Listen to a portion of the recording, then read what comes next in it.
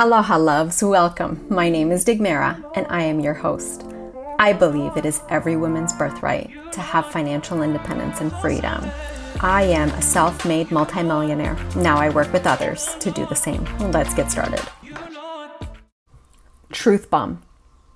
Having a 10K month, having a 20K month, having a 30K month it doesn't necessarily mean that your business is successful.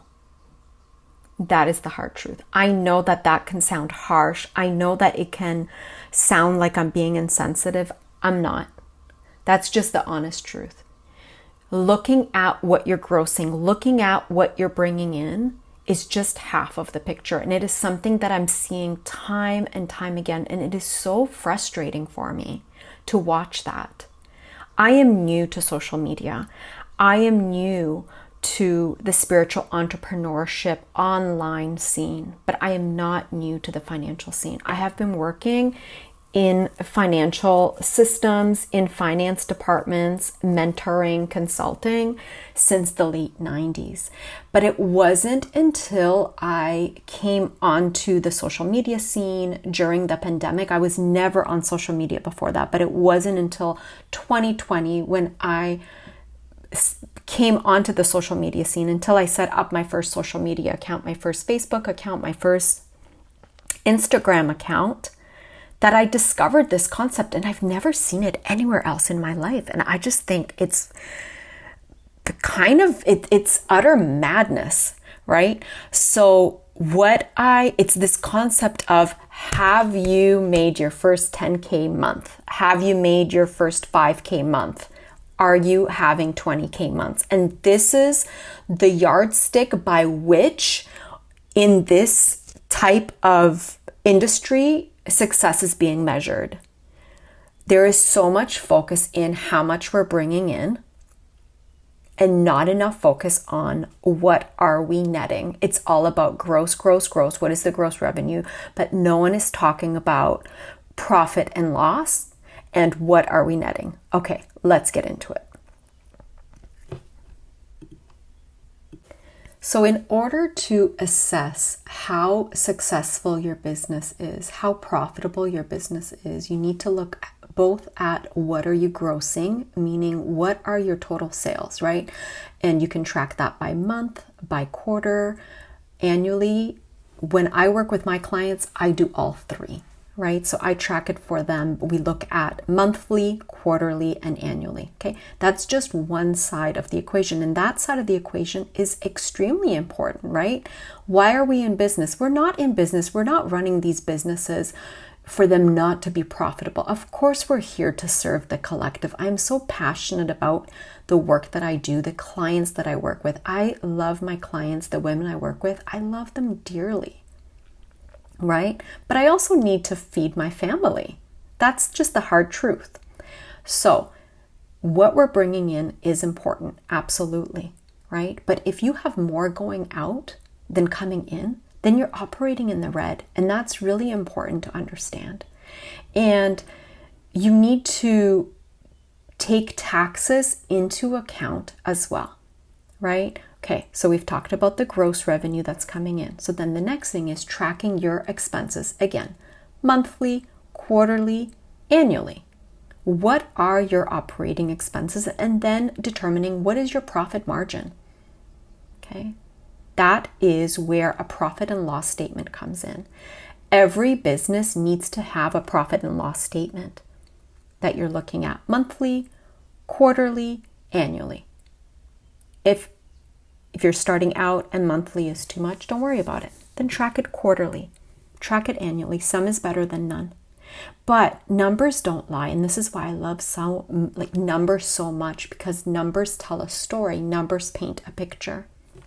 Okay, so make sure you're doing that, because when you do, it's really going to open your eyes to just how profitable your business is, and does it even make sense to run it? That's the hard truth. I know so many women who, when they actually lay it out, they are working their butts off, but they're in debt. I heard this crazy story of a woman who on social media was for a long time, and we all do it, right? For a long time, she was just telling one side of the story, which is that she was grossing $100K per month. But guess what her operating expenses were? Her operating expenses were $150K per month, which means every single month she was $50,000 in debt. And that was every single month, right? So every single month she was digging the hole of debt deeper and deeper. So do the math. Over the course of a year, she would go into debt $600,000, right? That's more than $500,000 in debt, right? And I think that's the part of the story that there's just so much shame around that no one is talking about it. And that's something that I really just want to pull the curtain back on, for us to start talking about it and realizing that it's not our fault. It's not your fault. It's not my fault. Why? Because these are basic life skills that were actually never really taught in school.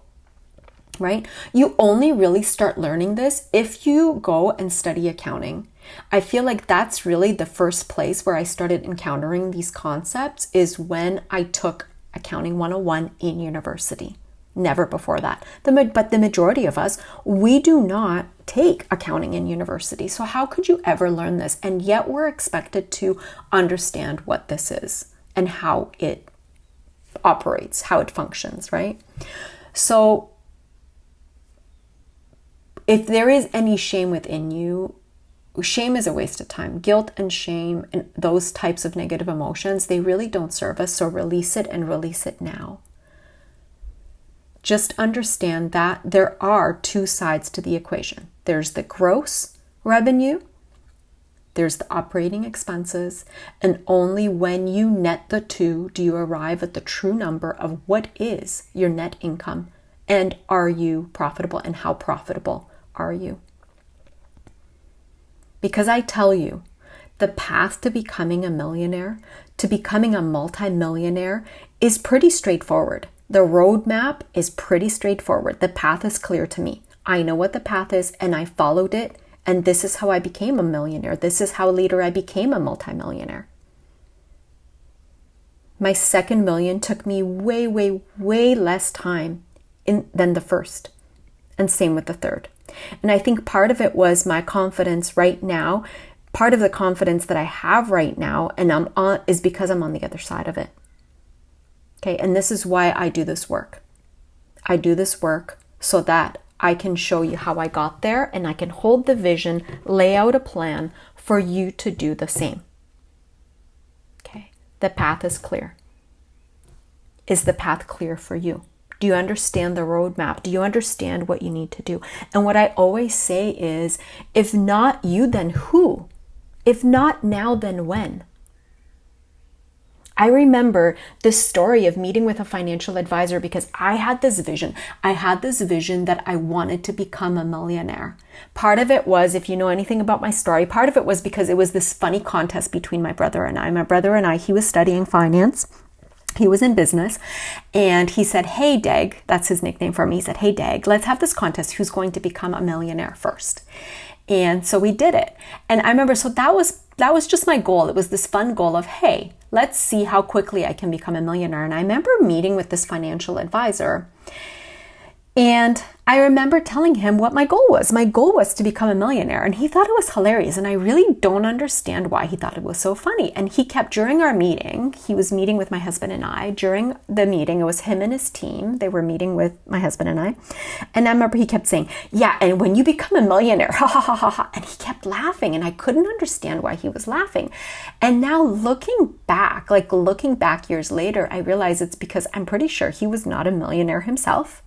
And he probably just did not see that for me, right? So that is the other piece of advice I'll give you, is if you are going to work with somebody, if you're currently working with somebody, if you're working with a financial advisor, and I know this might sound unfair, but if you're working with a financial advisor, if you're working with a financial mentor, and they are not where you are trying to go, I would say release them with love and find somebody who has already achieved what it is that you're trying to do.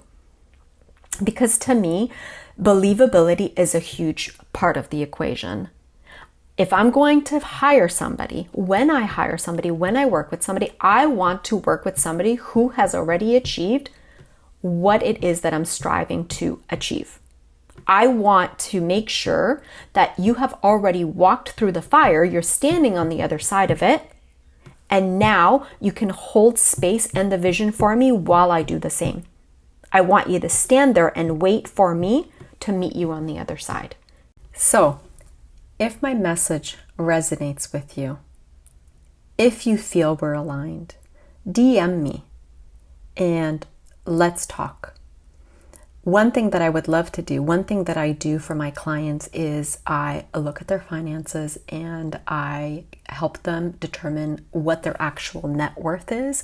I help them assess what their gross revenue is, what are their operating expenses. I prepare a profit and loss statement for them. I help them project. There are so many services that I offer. And mentorship, obviously, spiritual mentorship to go with all of it. So how can you reach me? You can DM me on Instagram. My handle is Thrives. You can also just simply email me, digmara@thrives.com. That's DAGMARA@THRIVS.com. You can also find me via my website, www.thrivs.com. I love you. Aloha.